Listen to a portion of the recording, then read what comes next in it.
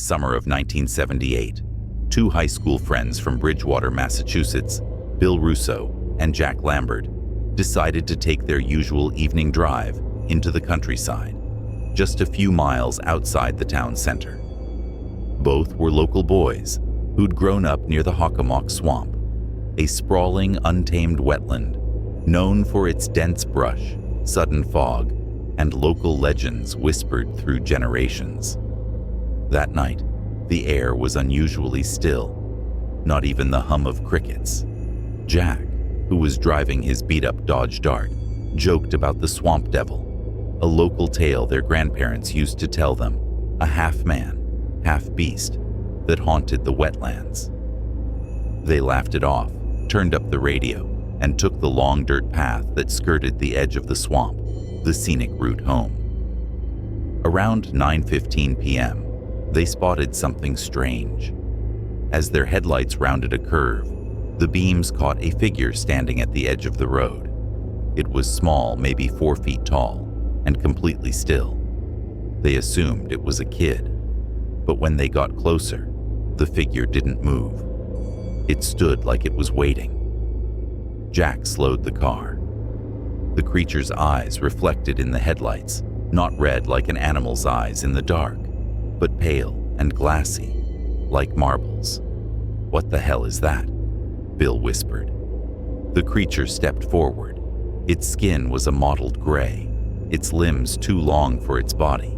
Its arms hung almost to the ground, and it moved in a jerky, unnatural way, like it was learning how to walk. Then, in a voice that wasn't quite human, it croaked, wanna go back, wanna go back with you." Jack slammed the gas pedal. The car fishtailed in the gravel as they peeled away, hearts pounding. Neither spoke for nearly 10 minutes, but they hadn't imagined it. Later that night, back at Bill's house, he wrote down what the creature had said. He remembered it word for word. It wasn't English exactly. It sounded broken, like a child mimicking human speech. They reported the incident the next day, but police dismissed it as either a prank or a hallucination. The locals, however, weren't so quick to laugh. Bill and Jack weren't the only ones. In the years that followed, other witnesses came forward with similar stories from that stretch of road. A hunter saw the same creature crouching near a deer carcass. A couple said it ran across the road in front of their car and vanished into the mist. Some even claimed it wasn't a creature at all, but something pretending to be human. Bill would later go on to tell his story on local radio shows and documentaries. Until his death in 2016, he swore every word was true. Jack never spoke publicly about it again.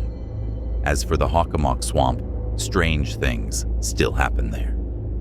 Hikers report hearing whispers, drone footage malfunctions over certain parts, and every so often, someone sees a small gray figure standing silently by the side of the road, waiting. In the autumn of 2003, a newlywed couple named Richard and Emily took a weekend trip to the countryside in North Yorkshire, England. They rented an isolated stone cottage near the edge of the moors, a place surrounded by trees, old stone walls, and not a neighbor in sight for nearly a mile. They had chosen it for peace. Emily was recovering from a miscarriage, and Richard thought the quiet and the fresh country air would help them both. The owners of the cottage, an elderly couple named the Partridges, handed over the keys with a warm smile but left with a strange warning. If you hear crying outside at night, don't open the door. Richard thought they were joking. Emily just nodded politely, but the tone was serious. There was no humor in the old woman's face when she said it. That first day passed quietly. They took a walk through the nearby woods, made dinner, lit a fire, and tried to reconnect. By the time night fell, the moors were cloaked in a thick, creeping fog, and the silence outside was heavy, almost too still, not even the hoot of an owl. At around 2:30 a.m., Emily woke to the sound of crying. It was faint at first, a woman's voice, desperate, sobbing. She sat up in bed, confused. The crying grew louder. It seemed to be just outside their window. She woke Richard, whispering, "Do you hear that?" They listened. It was unmistakable, a woman, weeping, somewhere just outside. Richard got up and pulled back the curtain. The fog had thickened, swirling slowly in the glow of the porch light, but there was no one there. Then came the knocking. 3 slow, deliberate knocks at the door.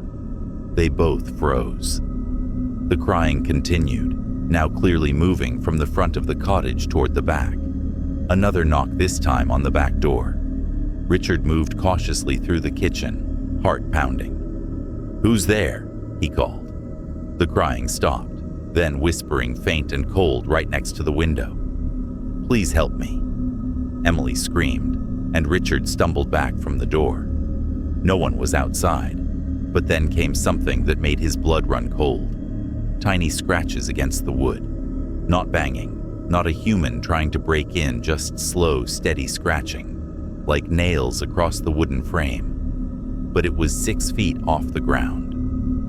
That night, they didn't sleep. The crying faded just before dawn. When the sun rose and they opened the door, there were no footprints, no signs anyone had been there at all, just the thick fog lifting off the ground, like breath. They tried to rationalize it. Maybe it was a fox, or an injured deer. Maybe their minds played tricks on them. Maybe it was just wind echoing strangely through the stone walls. They planned to leave that afternoon. But before they could pack up, Emily found something outside. A small bundle of cloth tucked into the hollow of a tree behind the cottage. Inside the cloth was a child's doll, handmade, old, and dirty, with button eyes and a red-stitched smile. Wrapped in the same cloth was a piece of parchment. The writing was faded, but Emily could read one word clearly: forgive. She dropped it and ran inside. That night, against better judgment, they stayed again. They thought daylight would offer clarity, maybe closure. Maybe it was just a strange local superstition, but the fog returned even heavier. By 9 p.m., it was so dense they couldn't see past the front porch. Emily started shaking, saying she didn't feel right.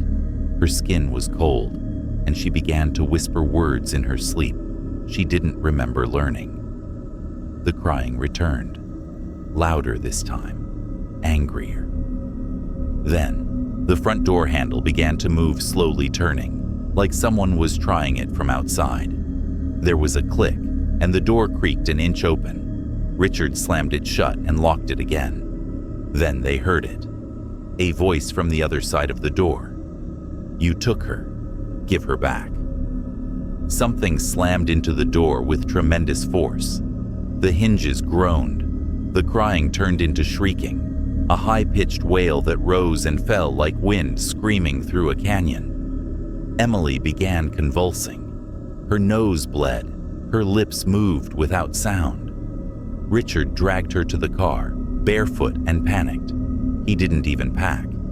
He just drove, fog or no fog, until they hit the main road. It wasn't until miles later that Emily woke up in the back seat and asked, "Where's the baby?" They didn't have a child. When they returned days later with police, there was no sign of forced entry. No fingerprints, nothing. But the responding officer, a local, looked visibly disturbed. He told them that years ago, a woman named Margaret Leach had lived in that cottage during the 1800s. She was accused of witchcraft after the death of her infant daughter. The townsfolk had refused to help her. One night, in the grip of grief and madness, she wandered into the moors during a storm and was never seen again. They say she still comes to the door crying for help, begging to be let in. Emily and Richard moved back to the city. They've never returned. Emily suffered from recurring dreams for nearly a year, always of fog and the sound of a baby crying. Sometimes she swears she can still hear that voice, even from their high-rise apartment. Please help me.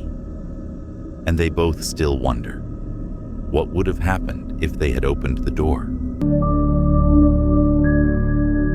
In the fall of 2003, 3 friends from Asheville, North Carolina, Josh, Carly, and Brianne, decided to spend a weekend hiking in the Linville Gorge Wilderness, near the infamous Brown Mountain. The area was a favorite of hikers for its remote beauty, but it was also known for something else. The Brown Mountain Lights, a local legend about ghostly orbs of light seen floating through the trees. Locals had reported seeing them for over a century. Some said it was swamp gas. Others claimed it was headlights, refracted oddly through the hills. But some believed they were something else entirely. The trio wasn't into the paranormal. Josh, a park ranger trainee, wanted to explore an old fire tower near Table Rock. Carly and Brianne were outdoor photographers. They figured they'd get some shots, maybe even catch the lights. They planned to camp just off the Mountains to Sea trail. Day 1 went smoothly. They arrived mid-morning, hiked 7 miles in, and made camp just before sunset. That night, they saw something. Just past 10 p.m., Josh spotted a glow down in the trees, like a campfire without flame. It pulsed in and out, yellow to white, then red. No sound. They watched it move sideways across the ridge, then blink out. All 3 saw it. They joked nervously that it was just swamp gas or a flashlight, but they couldn't shake the feeling of being watched. They broke camp to explore the fire tower. As they hiked, the trail grew narrower and less maintained. GPS started acting up. Carly's compass spun in circles. They still weren't worried until they passed an old hunting shack that wasn't on any map. It was decrepit, weathered, and smelled like wet rust. Josh peeked inside.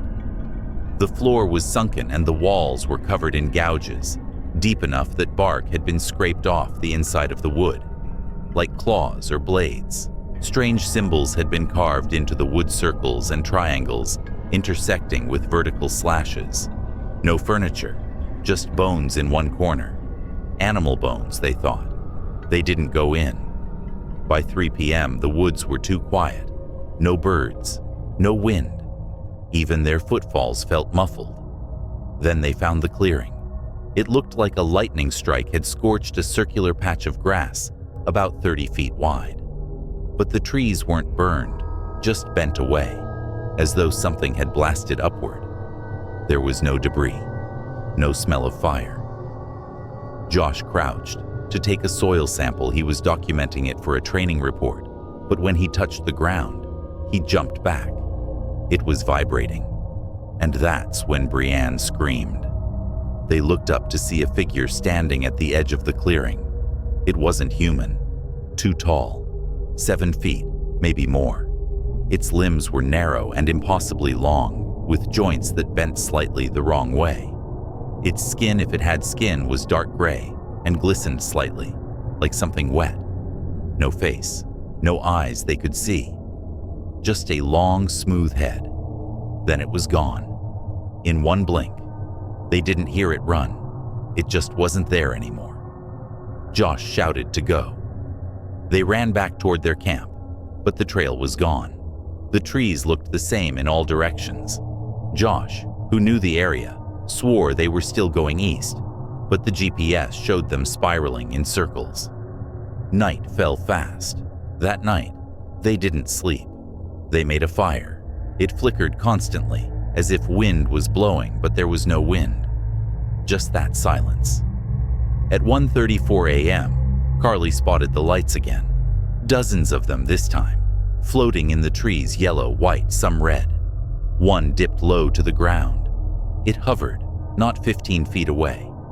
Brianne took a photo. The camera shut off.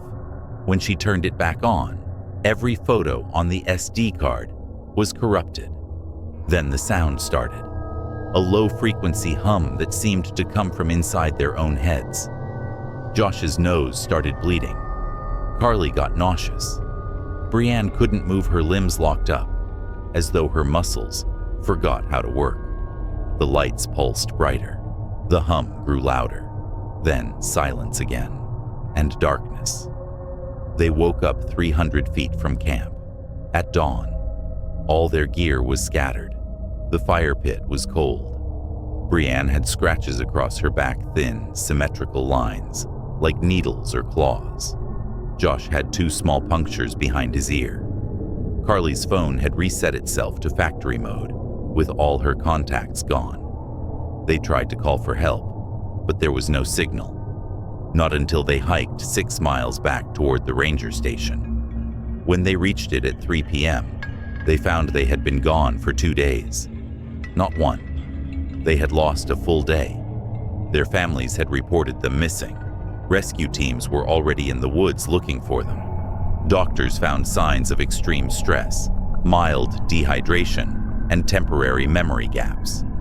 Brianne never fully regained her memory of the second night. Josh developed tinnitus in his left ear. Carly refused to hike again.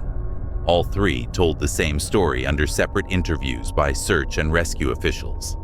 The corrupted photo files were recovered, but instead of photos, they contained raw binary data with no image headers. A forensic technician described it as non-standard formatting, like it was overwritten by something else entirely. Locals still report the Brown Mountain Lights, but since 2003, several hikers have gone missing in the same region, some found days later with no memory of what happened. One was found walking barefoot in the snow, smiling, repeating the phrase, "It wasn't supposed to see me." Josh, Carly, and Brianne no longer speak publicly about what happened. But in a 2013 Reddit AMA, under a verified account, Josh wrote only this: "We went looking for the lights. The lights found us." It was late October, the kind of evening where the air feels heavy with anticipation. A group of 5 friends, Emma, Jake, Sarah, Mike, and Chris, decided to spend their weekend camping in a remote countryside area known as Black Hollow. The locals had warned them about it, muttering something about the woods that don't sleep, but the warnings were dismissed as rural superstition. They packed their tents, supplies, and flashlights, eager for an adventure. Black Hollow wasn't on any official map, tucked away behind winding dirt roads and overgrown trails. When they arrived, the forest seemed almost alive, its gnarled trees twisting skyward like skeletal fingers, clawing at the heavens.